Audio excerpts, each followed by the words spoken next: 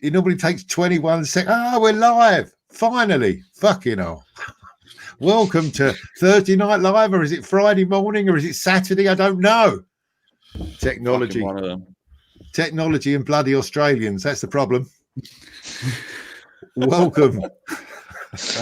Welcome to Thursday Night Live, a Clock End Talk podcast that's on the ArseBros channel because it's all fucked up tonight.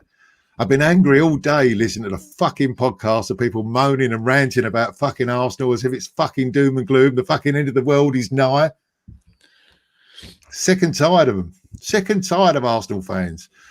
Still, before I rant anymore, let me welcome my guests on tonight's show. If anyone's fucking watching, if anyone's listening, let me know. Are you in there? Anyone there? We have each other at least. I don't know where Max has gone. Even he's dropped out. No, I haven't. Now we're getting a repeat. Listen. I'm fucking hungover and I've got no pants on. So if I have to get up and do something, I've got to turn my fucking camera off. I'm pantsless. Listen, I can hear myself. I'm not even saying anything. What's going on? I can hear. Liam, can you hear me? Yeah, I'm fine. No echoes or anything. No. I'm listening to myself do the introduction. What, on repeat?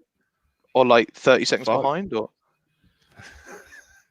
It's very good. This is a very good start to a show. Darren, is leave fine. the room. Leave the room and then come back. We've got a problem. The show is actually playing live in my ear 30 seconds after it started.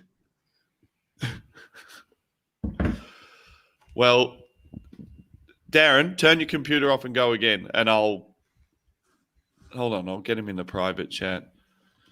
The show is repeating back in my ear a minute later. It's not an echo. I'm actually listening to the show that we started.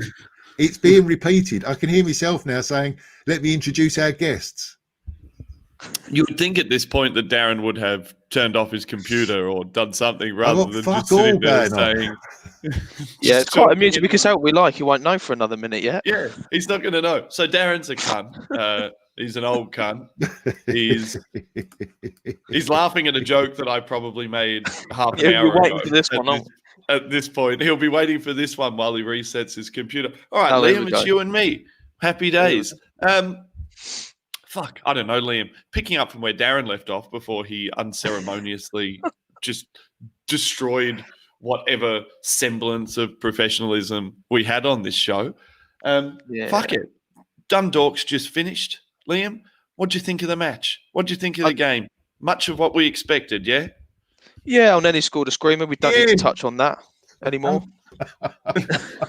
Or nick of time. This is the most fucked up start to any show I've ever done in my 150 years of podcasting, when we used to do them with advocacies and fucking whatever you did. What was the version of the internet 30, 40 years ago? I don't know. Bits of paper and a pen. We used to stand on street corners and talk about football. Shall I start again? Yeah, go for it. Go for it, Darren. I mean, Max, can you edit out this first 15 minutes for the podcast? Well, considering it's a live podcast, Darren, editing out... I know we can't edit this bit, but only one man and his dog listens to this bit. Nobody wants to watch us. We're not fucking famous. I know I'm extremely handsome, but the ladies like to listen to my voice, so the podcast is where it all matters. Oh, thank you. Thank you. Don't waste the tweet. We're really bringing it home. Is Darren, look, I'm just going to read some comments. Is Darren a fixture on here now? Loved him on the Arsenal India podcast. This is Darren's show. I'm the host. Yes, it's me, mate. Russ, nice to hear you, mate. Welcome to the Arsenal India podcast. No, it's not. Now I've got to turn my phone off. Oh, I'm in a mood for you two tonight. What have I told you about smoking fucking weed before you come on the show, Darren? It's for after the show, evenings, and if you're about to have a wank. That's when you smoke. All right, welcome to Thursday Night Live. Have a guess which of us lives in the Netherlands. Welcome to Thursday Night Live, an Arsenal podcast for Arsenal fans all over the world, a positive Arsenal podcast. I'm joined as usual by my two regular guests, Max from the ArseBros. Hello, Max. How are you? Hungover as fuck, up early, and ready to do this highly professional podcast on the ArseBros channel. Good. Liam. Welcome back, mate. I always introduce Max first just because he's on the left as I look at the screen. You're on the right. Liam, how are you, mate? Yeah, I'm good. I'm enjoying watching this as much as I enjoyed the Arsenal game. It's good Now, let's fun. not talk about that. That's a dead rubber. I'm really, really not bothered about that fucking football game. I want to talk tonight about Arsenal fans, Arsenal supporters. And the word supporters is something that I've really, really got the hump with. Supporters. You lot don't know the meaning of the word. I also want to dedicate this show to a friend of mine, Mr. Nick Hobbs. Nick Hobbs is a really, really, really close mate of mine who is in hospital in the intensive care unit at the moment. He's had an operation, a serious operation on his brain, and he came out. He's in ICU, and he actually sent me a message this morning saying, "Are you recording? Because it's dead fucking boring in here." So I thought I'd give him a big mention. I did wind him up. Quite funny. He's just come out of this very serious operation on his brain. And I said, "How are you?" And he said, "Yeah, I'm okay. I think I'm okay, but I'm missing my dog." And I said, "Nick, you haven't got a dog."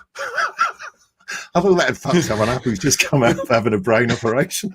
But and he went, "Oh, haven't I?" Oh, you can't. You absolute cunt. That's amazing. Keeping it classy. Nick Hobbs, I just want to finish up. Nick Hobbs, I met in about 1982 at the pub called the Plimsoll Arms, which those of you who used to go to Highbury know that it's now called the Old Triangle, and it's one of the closest pubs to Highbury and the Emirates Stadium. Met him in there, got chatting. We're still mates fucking hundreds of years later, and we travelled home and away and all across Europe watching Arsenal for many years together. So, Nick, get well soon. Nick understands what it's like being an Arsenal fan. That year in 1982, we finished 10th. Yeah, and that was a good season. The year before, we just got knocked out of Tottenham in the third round of the FA Cup 1-0. I don't know if it was that year or the year after. We lost at Wrexham in the third round, went out to them. And yet we still used to go to football week after week after week, following, supporting Arsenal. All I've heard this week from Arsenal fans is misery, negativity. And Max, I listened to your excellent ArseBros OG. Thought it was a very, very good show, apart from the bit where you called me an old cunt. And I listened to that and I thought, you know, it's a nice way to go to the fans. I listened to the Clock and Talk review show, 2 hours and 3 minutes of misery moaning about Arsenal. Sometimes I just don't. I just wonder what Arsenal fans. What do you expect? I know it's a shit season. I know we're playing terrible. That doesn't mean we can't question the manager. It doesn't mean we can't question the players. But it's all throw the toys out the pram. And it's all got to start again. Get rid of the manager. Xhaka's a cunt. Aubameyang's a cunt. Lacazette's a cunt. You know, I just listen to podcast after podcast of everyone saying how bad and how wrong this is. This is a time when we need to support our club. Really support our club. Max, Liam, say something because I've got a lot to say tonight. Yeah, well, we tried to. I guess Toby and I on the ArseBros OG show, we actually had very, very rarely had a conversation before we went live and had the intention of not just producing another doom and gloom and everything is shit podcast, because it's why we didn't usually, Toby and I go live on the Monday. So the game's on the Sunday, which means we watch it on the Monday morning and then we go live on Monday. And he actually rang me up and I said, I can't do it. I can't do an instant reaction to this because it's just going to be horrible and it's going to make for horrible fucking content. And anyway, Toby and I ended up talking about, and we were talking about last, sorry, I'm so fucking hungover. It's going to be, we were talking about the fact that we support this rugby league team in Australia, and we've been supporters of this rugby league team since the early 90s, and they're called the Canberra Raiders. And when we started supporting the Canberra Raiders, they were the best team in history, the best NRL team in history. So there are synergies here about people who maybe have started supporting Arsenal since they were the Invincibles. And basically the Raiders had the best players from the best teams for the best era and were completely dominant for a period of time. For the last 20 years, we've been a mid-table, bottom-of-the-table club. And we've supported thick and thin, watched the games, you know, got behind no matter how shit the players were, no matter how bad the coaches were, 10 different coaches in 20 years. And this amazing thing happened last year where we made it to a grand final. And it was almost like anyone who was still there, anyone who was still a fan at that point had earned the right to rejoice in this like ginormous climb back up to the top of the mountain. Now, let me take it back over to Arsenal. There is a huge, huge amount of fans who have never been to the bottom of this hill. They've never seen it before. They've never seen what losses look like. They've never seen what the vast majority of fans from the vast majority of football clubs deal with year in, year out, whether you're a West Ham fan or a Fulham fan or, like Big Steve, who's half a Sunderland fan, having to watch those teams go down and support them through League One and support them through League Two. And I think, if anything, this whole period, I brought it up on the show, Darren, what you said on our show, on the Thursday show we did with Albert, where you said not that you would ever enjoy watching Arsenal lose, but that you took some pleasure in the concept or the idea that a lot of these kind of fans who only exist for the high times might somehow be forced out of the club. Like, go support fucking PSG, go support Bayern, go support a team who never loses. So I like I was saying, in my rambly fucking still half drunk on all the whiskey from last night way, I think that there's a moment of reflection that Arsenal fans need to take during this time, where they need to start to think about what it is to be a fan. And I think the comment that Toby and I kept using all the time throughout the last show was, Arsenal do not have some kind of divine right to be a top four club. Arsenal fans don't have some kind of divine right to show up every single week and expect to win. Max, it's a phrase I use quite regularly. We have no divine right. And when I talk about Arsenal supporters, they're all cunts. I don't mean you're all cunts. I mean, a lot of you are like me, who just support this club through thick and thin. And this is thin. This is very, very thin. This is very, very, very thin. It's tough. We're used to success. We've been on a downward, slow, gradual downward decline for about 10, 15 years now. And it's difficult. But let me... I talk about my mate Nick Hobbs, who I met in the 80s, and I'm not going, it was all much better then. It wasn't. The football shit, it's much better now. We then went on to win, at Arsene Wenger, and we became this most incredible footballing side. But what I'm talking about is the fans like Max talks about, who have jumped on the bandwagon. Why did you support Arsenal? Because we were winning things. That's why you supported Arsenal. It wasn't because we played in London, where the majority of people don't go and see them in the stadium. You're Arsenal fans because we were winning week after week and we were playing excellent football. But that's not what supporting a football club is all about. There's so many specifics I want to get into. But you imagine, I've heard this year, we bought a player called Willian from Chelsea. I've got two Chelsea mates who said, what a fantastic signing. He's a really good, consistent player. Now, he's come to a new club. Sounds like he didn't really want to come. Arteta talked him into coming to this club, and you imagine being him. He's a human being. You imagine every single week, all he gets is people going, William's a cunt, William's a cunt, William's shit, he's rubbish, he shouldn't be, it's expensive, it's too expensive, he shouldn't have done this. How does it feel as that individual to play for this club? You all want to talk about who you want to sign. You want to talk about who you want to join this club. You imagine if a player is negotiating, he's got a choice of going to Arsenal or somewhere else, and he looks at our fan base and he talks to somebody like William and says, would you join? Well, to be honest, it's fucking horrendous here because the fans haven't given me a chance. I'm just being destroyed. Now is the time when we're 15th in the league and we can question some of the manager's decisions, and we can question the manager, and we can question some of the performances. But this is a time where we need to get behind this club that we love, that we're supposed to love. And all I hear is just negativity. This is all terrible. There's no idea. I really want to talk about the Tottenham game. Liam, say something. Bring yourself into this podcast, because I want to talk about this Tottenham game. Yeah, I mean, I'm nodding along with you guys. I'm totally on board with everything that you say. I think the thing we've got to realise is we've got to see where we are. We compare a lot of the games, if you take them individually, we've talked about, look where Liverpool might have not have been playing as well as they could have been. And we thought, they might have been there for the taking. Same with Man City. But we've got to realise where we are. We're not Liverpool, Man City. We're not on their level. We've got to realise and respect where we are as a club at the moment. Focus on ourselves. Stop looking at other teams as well and what they're doing. Focus on ourselves. What are our strengths? What are our weaknesses? And gradually improve on that. And I think there's a certain impatience because, like you guys were saying, we haven't been here before. I'm from that generation as well. I can be patient, but not everyone else can be. Excuse me, from the sounds of things. And that annoys me because I feel like if I can be patient, everybody else, I don't see why everyone else can't be. I want to be, but this hurts. This really hurts seeing where we are at the moment. But I can be patient enough to see this was 4-5+ years in the making, It's going to take us that long to get out of it. I see signs we're coming out of it. It's going to take time. We just have to be patient. There's so much here I want to talk about. Thank you, Lynn. There's so much I really want to talk about. And I do want to talk about the Spurs game. This isn't the week to kick off. This is not the week to kick off. Losing at home to 3-0 to Aston Villa, that was a week to kick off. That was a disgraceful performance. Played off the park by a team that just avoided relegation last year. That was a time.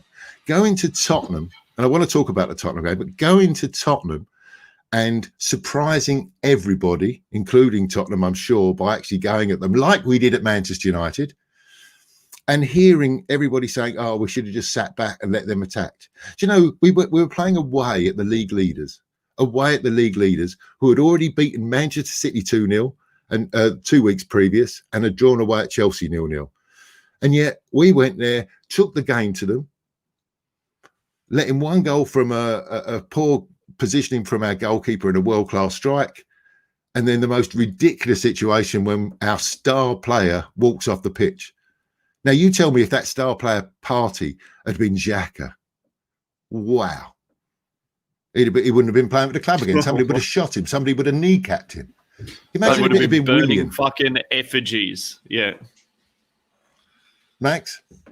Tottenham. I was just agreeing with you. They've been burning effigies. Look, for those of you who didn't listen to the ArseBros OG that Toby and I did after the game, like I said at the start, we took quite a level-headed approach to it because people who I genuinely really, really respect, you know, guys who we podcast with, guys from other channels, bigger channels than ArseBros, were fucking losing their minds after that game. I mean, losing their minds. Like, everything is shit. Everything needs to go.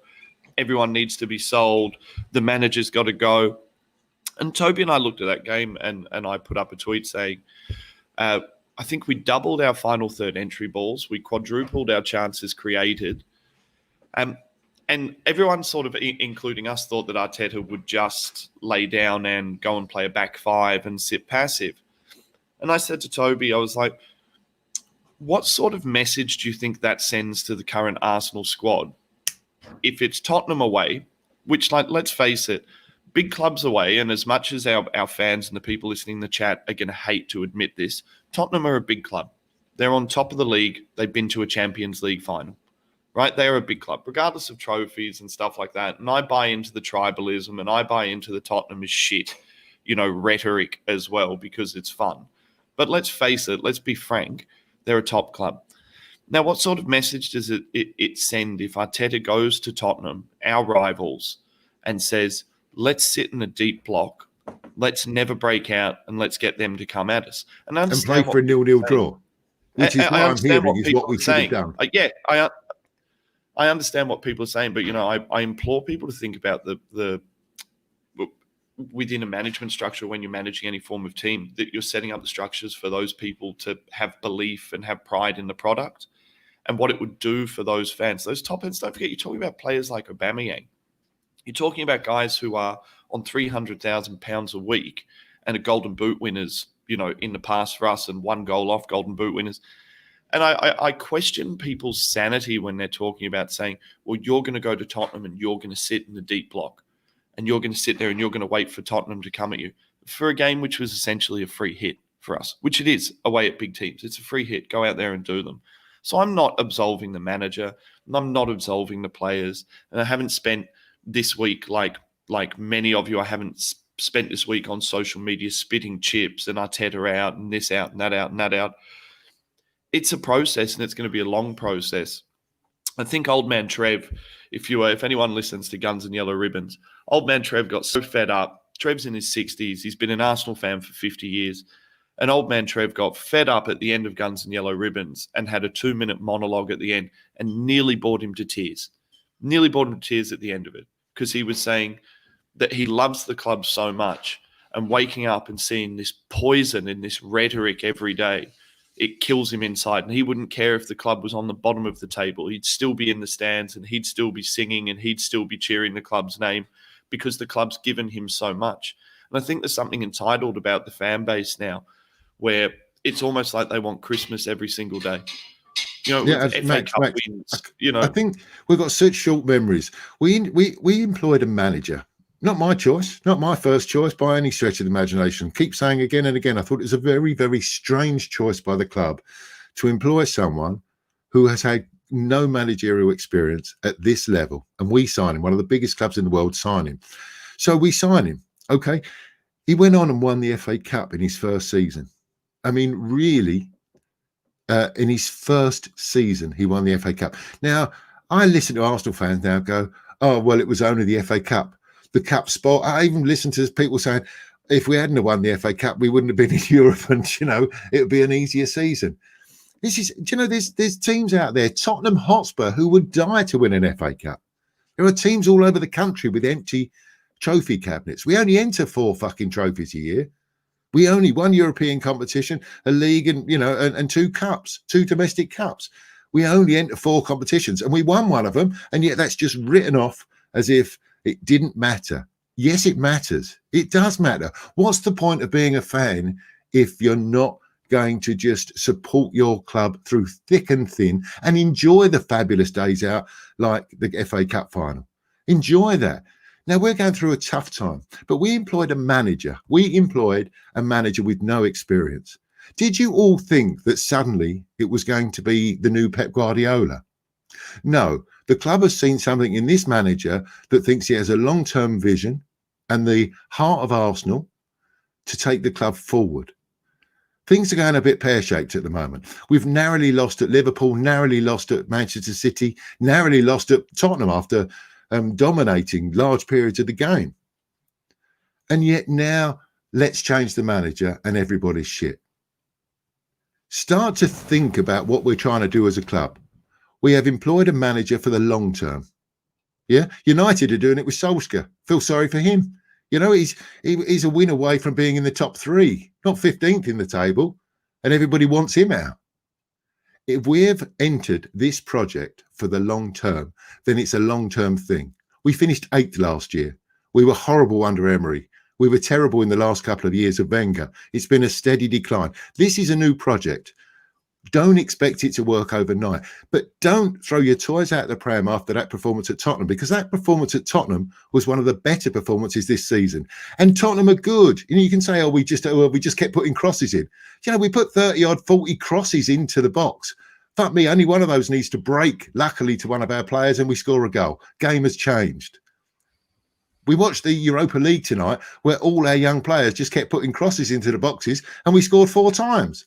Now, okay, Dundalk and Tottenham aren't equivalent opposition, but there was a system, there was a plan. And that plan was to create chances and to score goals and not to get caught on the break. And then, of course, as soon as they break away, a goalkeeper slightly out of position and a really good finish from a very good player from 30 yards.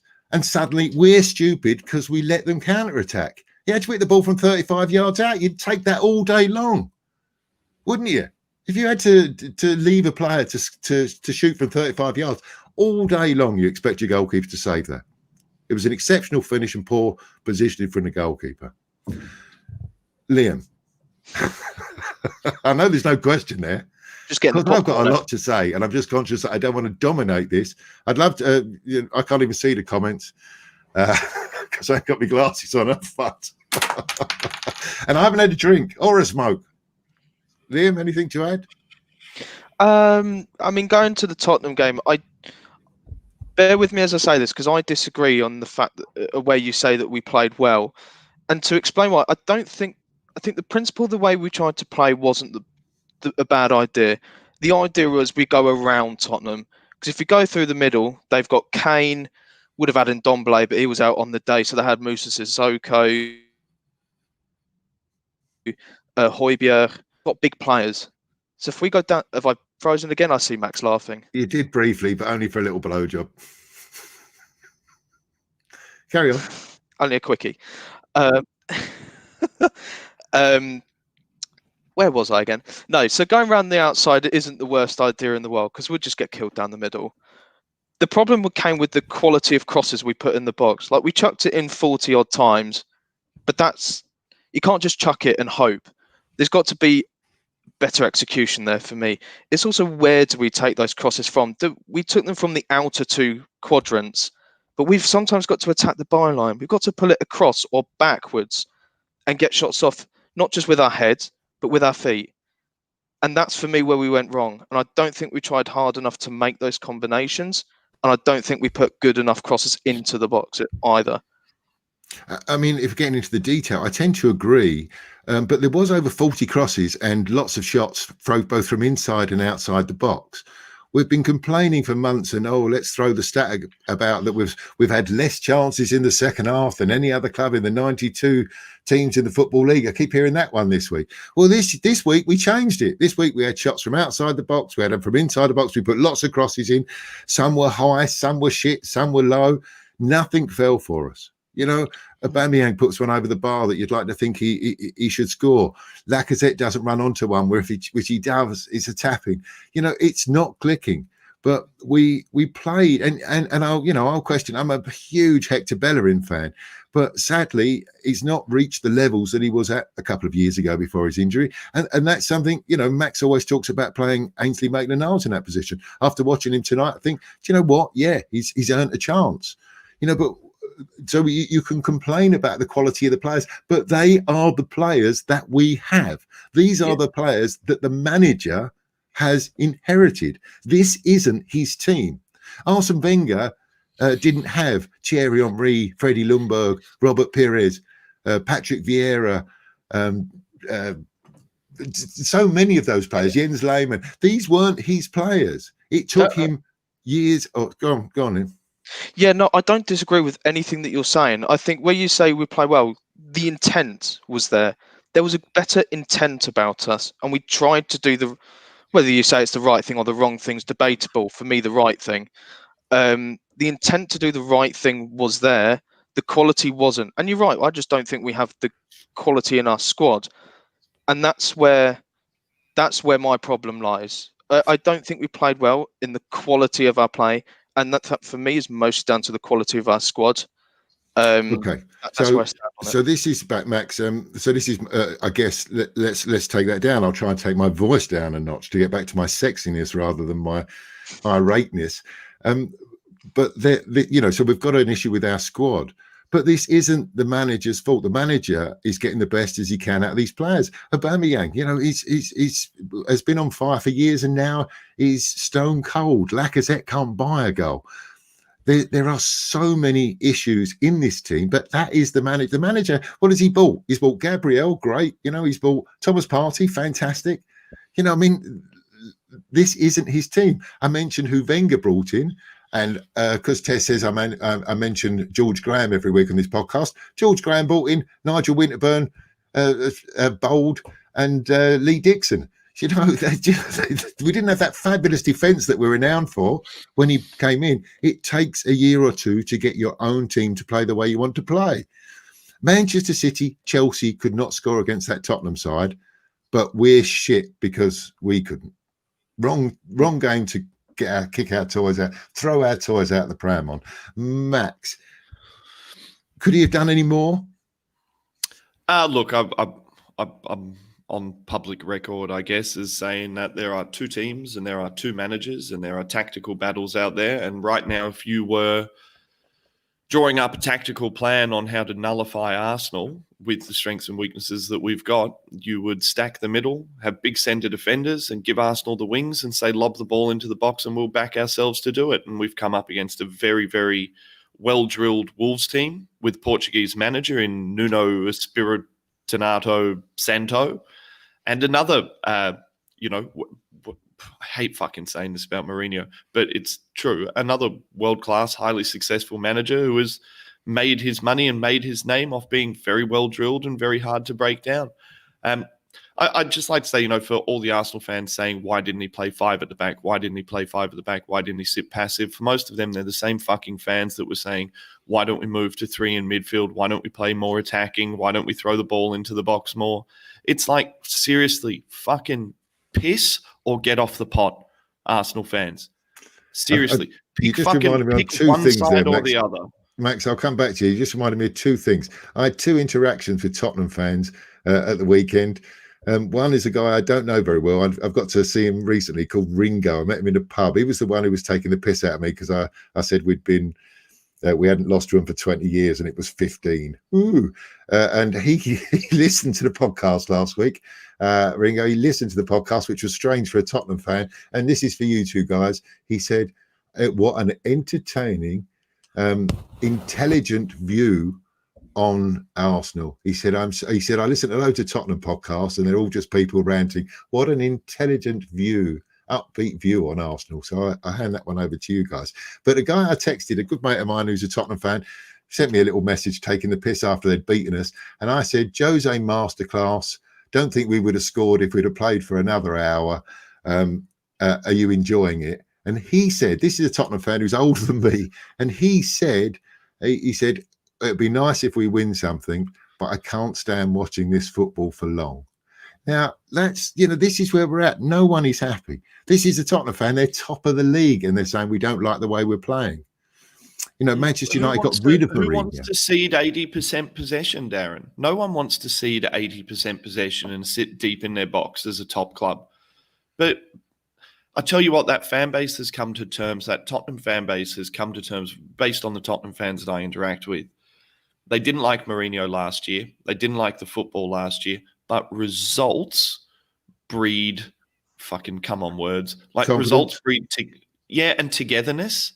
And you can see that even though those players probably don't enjoy playing in that system, that they've worked out that system will work for the players that they've got and the strengths and weaknesses that they've got. And as a result, the fan base will come together because results bring together a fan base. It's as simple as that. Results bring together a fan base. If you're winning, it's like people talk about boring Arsenal. A lot of the older boys who are on here, your Tezzas and your not Tezza, your old man Trebs and your Darrens and guys, they talk about the 1-0 Arsenal, and they're like, I don't care how we get to victory. I don't care whether or not we play amazing, exciting football, because you can take as much pleasure out of a strong defensive performance. I take as much pleasure out of someone clearing a ball off the line and giving their all for the football club as I do from someone hitting a screamer from 30 yards. I mean, would I rather watch Arsenal win 1-0 and put up a manful defensive display, or would I rather watch Arsenal lose 2-1? Darren's lost his dentures.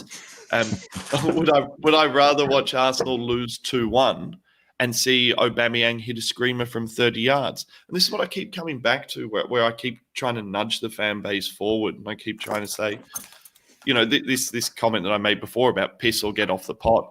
You're either an Arsenal fan or you're not an Arsenal fan.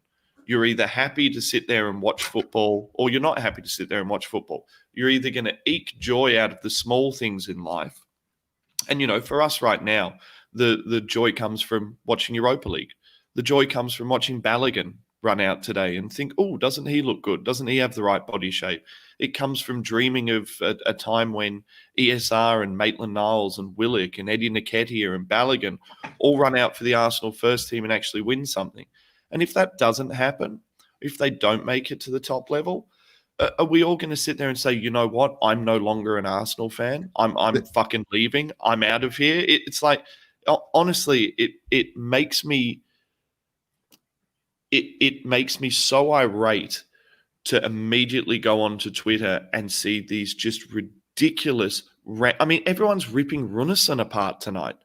Right, go onto Twitter. They're tearing Runarsson apart. Yeah, and it's maybe this is why I don't go onto Twitter. But you know what it is? Do you know what it is, Darren? And someone put it in the comments. I'll find it later. I'm just looking at the comments now. That's what I was looking for. Max glasses. There is an addiction now to toxicity. There's an addiction to ranting. There's an addiction for being angry. And I think right now Arsenal fans would rather either be a top team or a bottom team and nothing in the middle. Because if they're a top team, they can celebrate. And if they're a bottom team, they can fucking rant and rave and carry on like fucking children. Liam, while I'm going to have a quick shout out to some of the people who have posted some comments on our comments section. Quite a lot of comments to work through.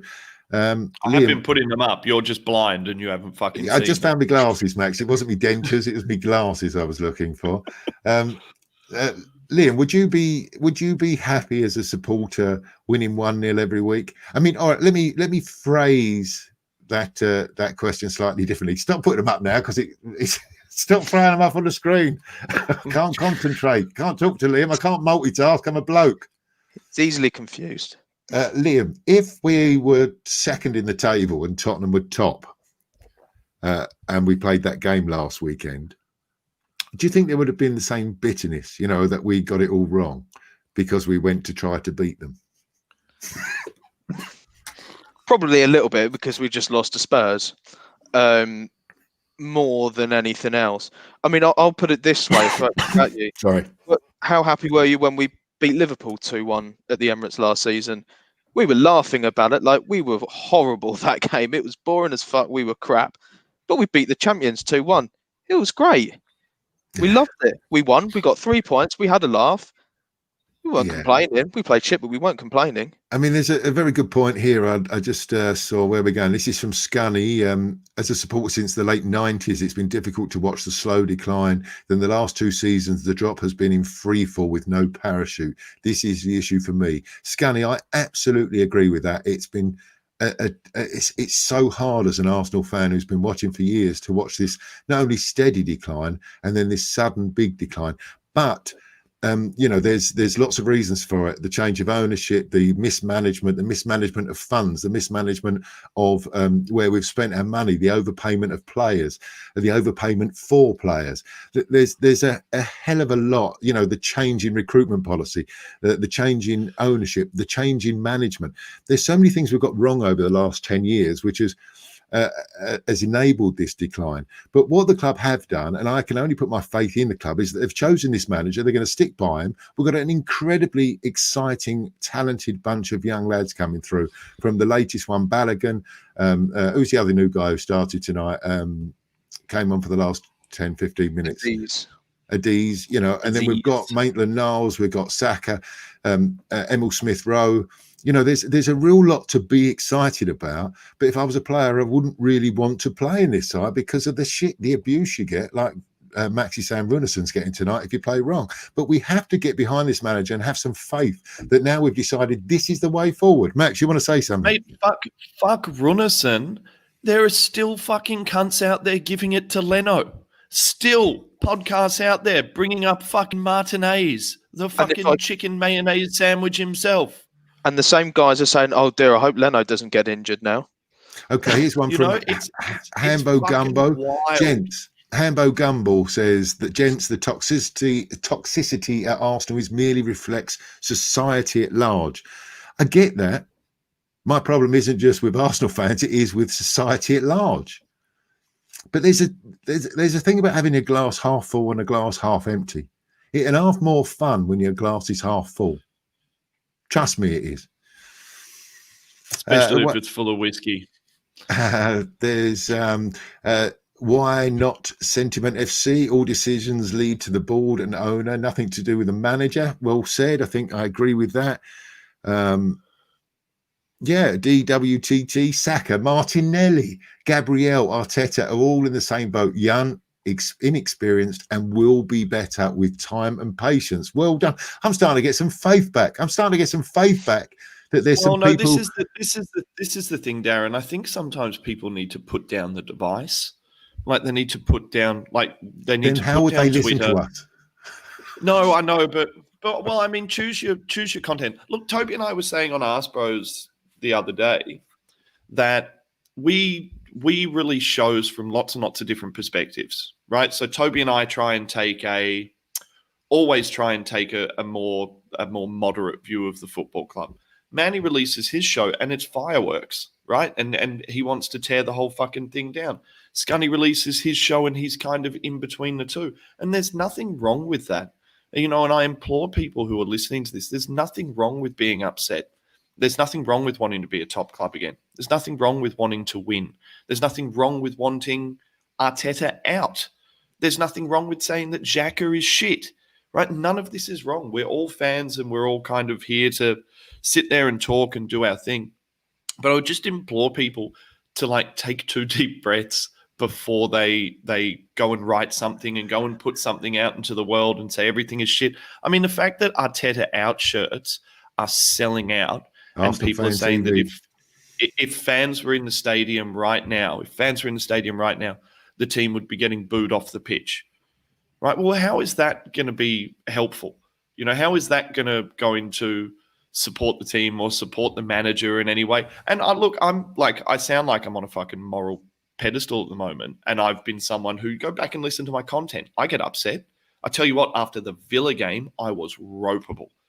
Absolutely ropeable. And do you know why, Darren? It's weird, right? Because as a fan, even though it's not you, there's an element of shame. Like, I'm ashamed by that loss. Like that loss hurt me so much for whatever reason.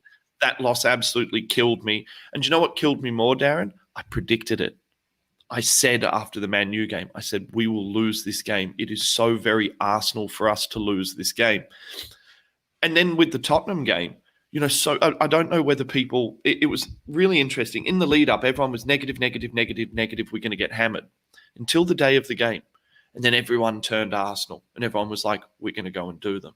And then they were so upset and so astounded that Mourinho, this top-class manager with a team that's finished top 4 for the last however many years and went to a Champions League final and has Gareth Bale and Harry Kane and fucking, Toby Alderweireld and like a top-class keeper and all of these players, then they're all astounded that somehow the mighty, mighty Arsenal couldn't score against them. Yeah. And then all this happened. I don't know if you guys read my tweet. That I put up. Right, Everyone. I ended up having to screenshot it. And not only everyone, but I post them up on the wall here, and I look at them before I go to bed at night. Yeah, but I put up this huge long tweet, and I was just like, take 2 deep breaths, consider the situation, consider the systemic issues at every level of this club, from board. I mean, even if you go back, we went from having a guy who had a totalitarian control of the club for 22 years. Right? You look at Man U's trajectory, what happened after Ferguson. You look at Arsenal's trajectory, what's happened after Wenger. Managers like that and clubs structured around a single personality ingrained in every facet of the football club, right? Managers like that will never exist again in the Premier League. What is happening at Arsenal, what is happening at Man U will never exist again. I disagree, Max. But it will never exist again. It will never exist again because the model is financial now, Darren. Listen to me. I understand, but that depends on the individual. If you get exceptional people like you do with Ferguson and Wenger, when they're exceptional people, those people will take charge. It's just that those exceptional people are few and far between. They really are. Let me do some of these comments. There's a lot of people taking the time to write these. Let's have a look. Jeff Clegg, Darren talking some sense. Get real, Gooners. Some of you have lost sense of who we are, and more importantly, who we are not. We are not a loaded money-rich club. Too many of you have grown up on the success of the golden years. It wasn't always like that. Liam, sorry, just talk something while I'm looking through this. You got anything to add on any of these comments that you've seen? I can't. Let me do more. Darren, while you have a look, Darren, you can tell your friend beggars can't be choosers. Do you know my friend Nick, who's in hospital? I didn't finish that story. He also, when Arsenal brought out the new badge that you're proudly showing on your shirt there, Max, when Arsenal changed our logo and become branded, he said to me, I'm not going to Arsenal anymore. I'm going to go and watch Colchester United, his local club, because he said, this club has gone all corporate. The fans are all glory hunters, and I don't want to be part of it anymore. And after going for, don't feel sorry for Liam Scully. He enjoys it. He tells me after. Someone commented about me. I'll take it. Yeah, you're important. But yeah, he went and watched Colchester because he said Arsenal are going all big time. We're going all big time, and I can't watch them anymore. And that was really sad for me. He went and had an affair with Colchester United. Go on, Liam, say something. Cheers, Scunny up. Scunny's just said, those of you listening on the podcast, sorry, in the middle of me ranting again, Scunny just put up a comment. I feel sorry for Liam. He hasn't said anything. Say something, Liam. Well, I don't like your mate because I'm from the South End part of Essex. Okay. All my family is. So that's it. The poor guy's in intensive care in hospital, and you're just like going on Twitter and saying you hate him. Oh, look, you're just new generation, aren't you? Yeah. Whoops. ArseBros, Ryan, Jackery shit. Yeah. What's he? Can't disagree. No, I've looked through sort of a lot of the comments that kind of echo what we say, really, don't they? we have to get behind the club at the end of the day. And I wanted to throw a question at you, Darren, because it kind of leads on the manager side. As back in the times when, we were struggling, back in the dinosaur periods, were we back in the manager then? Like, were we calling for him out? There was, I don't even remember. I mean, look, there was times, and I don't want to bore you with, I'm old, so I'll go back. There was a time when Arsenal played under Terry Neal and Don Howe in the late 70s. Sorry, a bit of a problem with my mic there. In the late 70s, early 80s, before George Graham's turn at Arsenal. And what was different then is that the stadium was empty. Highbury held in its pomp and ceremony about 55,000 fans. This is obviously before all-seater stadiums. And then your average crowd at Arsenal was about 40 to 45,000 generally when you could stand at Arsenal. And it would go up to 50,000 for the Liverpool, Tottenham, United games. Although United weren't that big in those days. And then when we got shit under Terry Neal and Don Howe, I was in that period of my life where I went every game home and away, but the crowds dropped to like 15, 16, 17,000. So people voted with their feet. There wasn't Twitter, there wasn't this social media outcry, and we would really complain. But it was the dullest time I've ever watched Arsenal. We didn't win anything. We were closer to relegation than we were to promotion.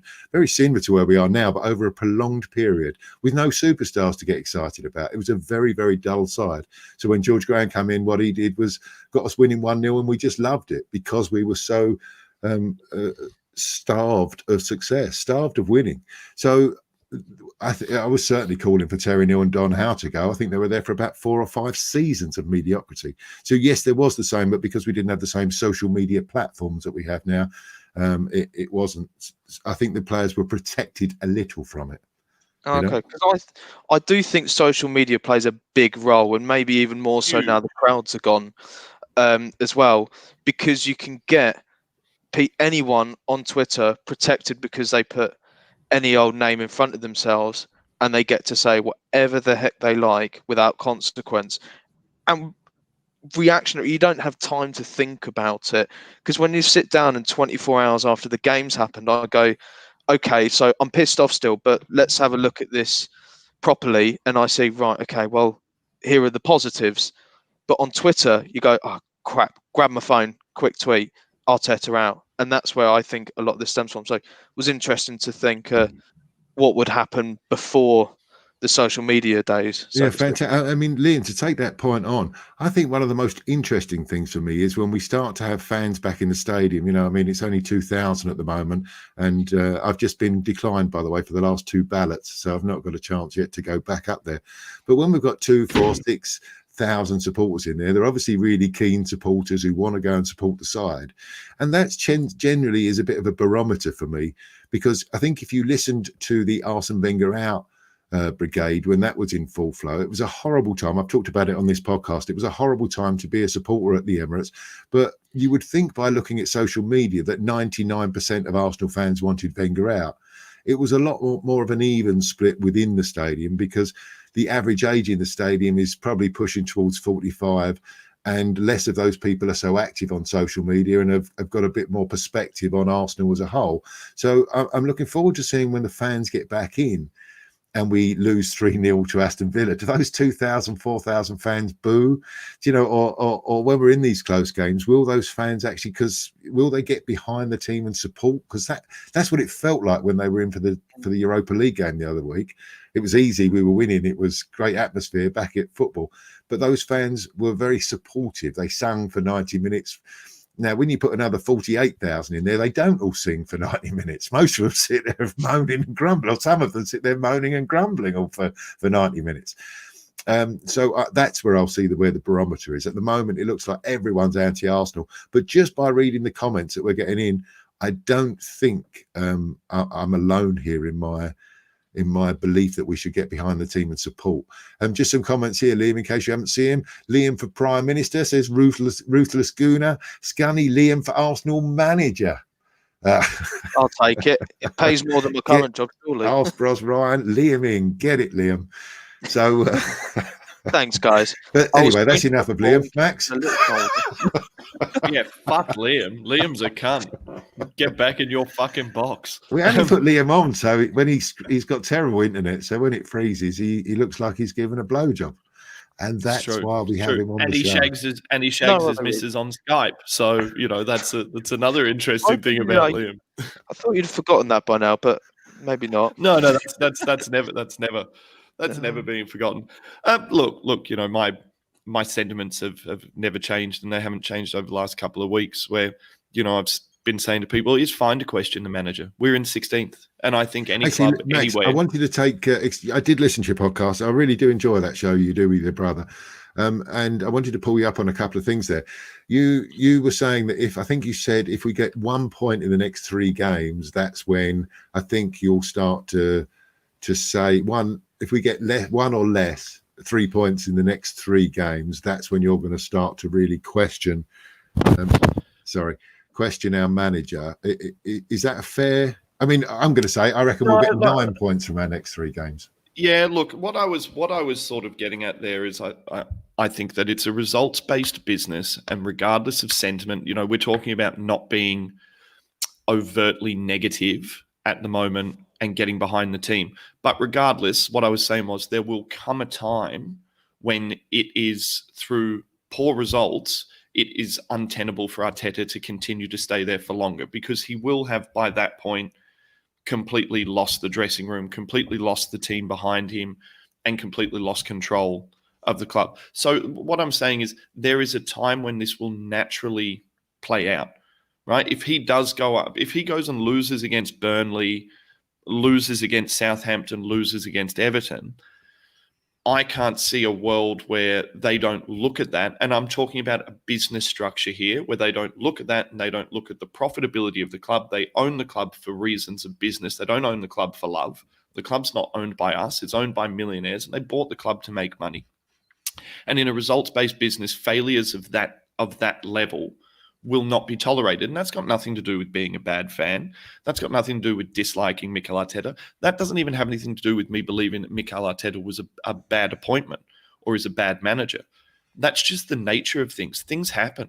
People open up businesses, run businesses. Great businesses fail every single day because it's the wrong timing. They have the wrong recruitment. They have the wrong people at the wrong time in the wrong place. It happens. And I think that it's quite acceptable to sit there and say, should the results fail to such a degree that it becomes untenable for him to remain in the position, then at that time, when the board and when the owners decide that they need to remove him to bring someone else in who is going to, through merely being a different person, through merely not being Mikel Arteta, we talk about new manager bounce. This is what new manager bounce is. It's got nothing to do with the fucking manager. It has nothing to do with the tactics. It's just a new voice. That's it. It's someone coming in and saying, okay, let's have a quick reset and let's move it.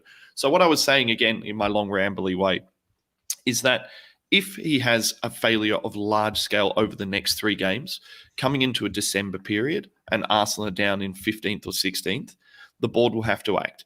I don't believe that the board has an appetite to remove him, knowing that 2021 is such a massively important year where we're going to be clearing out so many contracts, so many players left over, not from 1, not from 2, but now 3 different managers worth of players, clearing all of that off the books. Their intention will be to keep him and to let him continue to bring in players. Gabriel, great signing.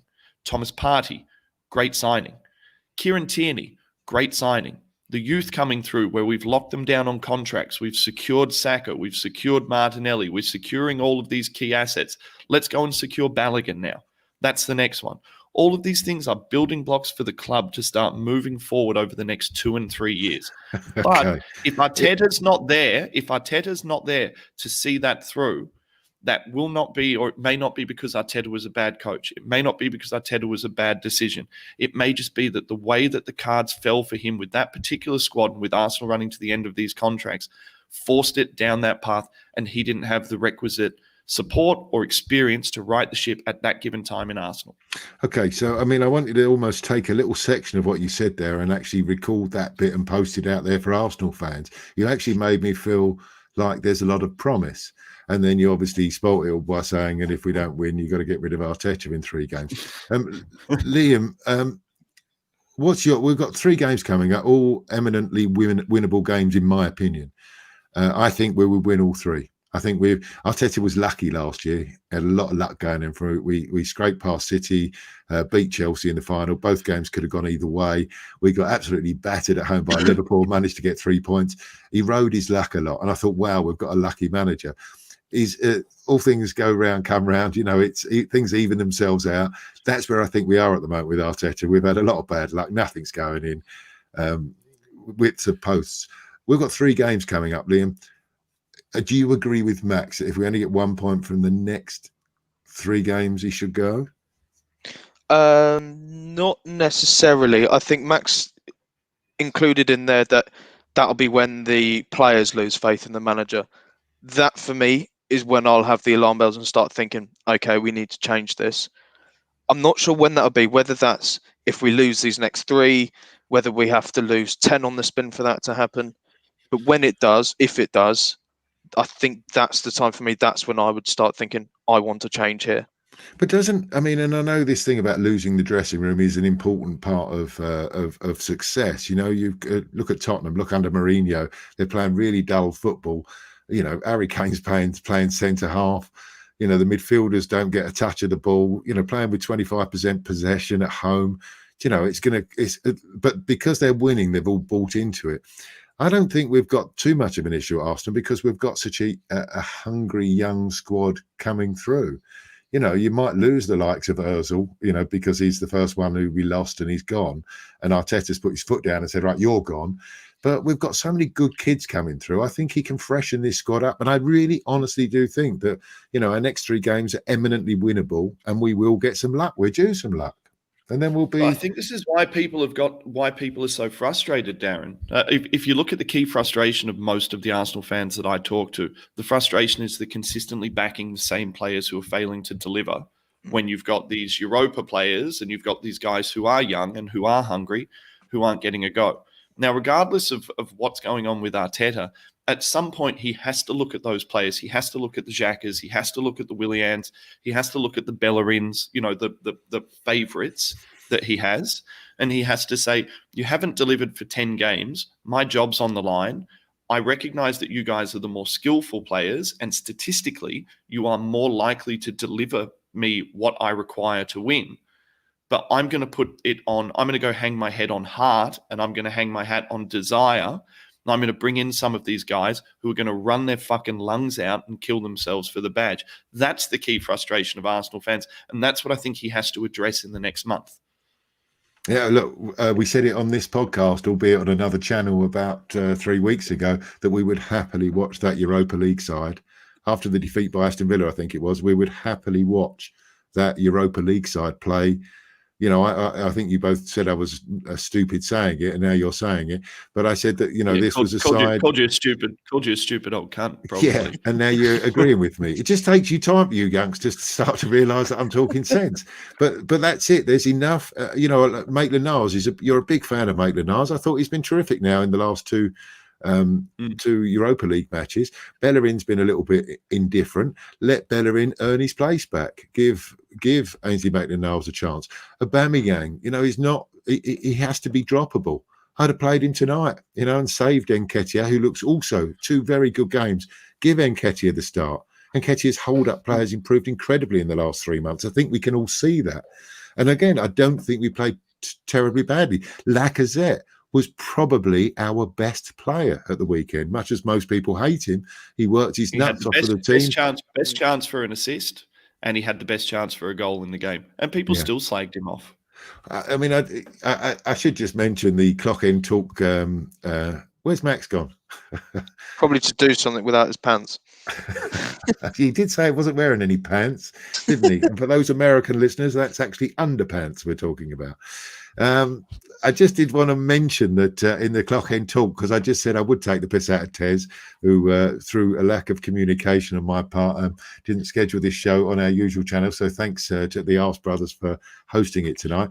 But I took the piss out of him last week, and he told me I was wrong because I said that he said we should get Sam Allardyce in, and Tez was quite vehement on the review show that he didn't say get Sam Allardyce in. He said that we should get Arteta some help. You know, he's a young, inexperienced manager and we should get him some help. And I was listening to this, nodding, thinking, well, you know, there's some mentors out there, some people that we could bring in. And then they mentioned the names. Alan Pardew. That was Oh, hang amusing. on, I was going to save that one till last, Liam. Sorry, I couldn't wait. Yeah, yeah. Well, you've done it now. Yeah, Alan Pardew. Yeah, I mean, he'll know what to do. Have I told you the Alan Pardew story? I went to his stag night. I can't imagine that was much entertainment. It was horrific. For those of you who don't know, we're talking about Alan Pardew, who was the Newcastle and Crystal Palace manager back in the day. It would have been in about 89. I was it's a silly little story, but it's horrific. Through a friend, Alan Pardew wasn't a friend of mine, but I was good mates with one of his mates, and he invited me down to South London for the night. And he said, "Oh, it's Alan. Do you know Alan Pardew plays for Crystal Palace?" And I didn't even know him. He said, "It's his stag do. Should we go? Why don't you join us?"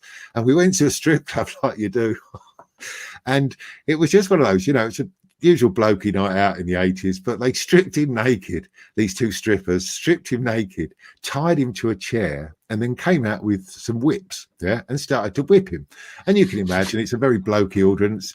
It's all, like it went on and on and on. And after a little while, all the cheers were like, hey, are they going to stop soon? And it went on and on. And I swear they just kept hitting the shit out of him while he was sitting there naked, obviously not enjoying it for a longest time. So, and that marriage didn't last very long either. Anyway, I haven't met him since. But thank you, Ian, my mate, who invited me to that night out. Right, look, anything else you want to bring up, lads? Because we've done an hour and I'm really conscious I like to keep this to an hour. Anything else you want to add, guys, before I finish off? I'll take that as a no. Look, I really want to say thanks to all of the people who have sent in comments tonight. There is really lots, and I'm sorry, I only found my glasses after 45 minutes, so I didn't have a chance to look at them. Thanks for taking part in the show tonight. Thank you for giving me some confidence back that there are some people out there that actually agree that, as a fan base, we don't understand the word support sometimes, and there are enough of us out there who really do get the club, really do get what the badge is all about, and really believe that we can turn things around. It's a time now for us to get behind this club, to get behind this team, to get behind these young players, and not just criticize and castigate and destroy them before they've even started. It's time for some of the experienced players like Aubameyang, Lacazette, Willian to actually step up and show some leadership in this team, and to start to convert some of these chances and turn things around very quickly. I really, really believe that we can. I'd like to thank Max and Liam for joining me tonight. Liam, you can catch, he's quite active on Twitter, where you can find him at Gronin Gooner. Actually, it makes it sound like you're always groaning. Gronin Gooner, Gronin Gooner. You can catch Liam there. Thanks, mate, for joining us tonight. No, thanks for having me. And thanks for hosting. Sorry we didn't let you speak very much. Max, I'd like to thank you and the ArseBros for hosting tonight's podcast due to our technical issues over at Clock End Talk. If you want a more less balanced view of life, then there's a whole host of podcasts they do on the ArseBros network. But seeing you're listening to this on the ArseBros network, you probably know that. Thanks for joining us, Max. As always enjoy your company. Thanks, mate. And I'm Darren. You can find me at Deliguna, where I've got very few followers because I don't post very much. But it would be nice to get a few more, and then I might post some more. This has been the Thursday Night Live. You can catch us every week on a Thursday night live, or you can download the podcast. Thanks, everyone, for listening, and we will talk to you all at a very similar time next week. Hit the button. Oh, fuck, I'm the one who has to turn it off. Hit the button. Hit the button. So professional. Hit the button. Here's the button hit. Professional start, professional end. I've lost it now, and I'm worried.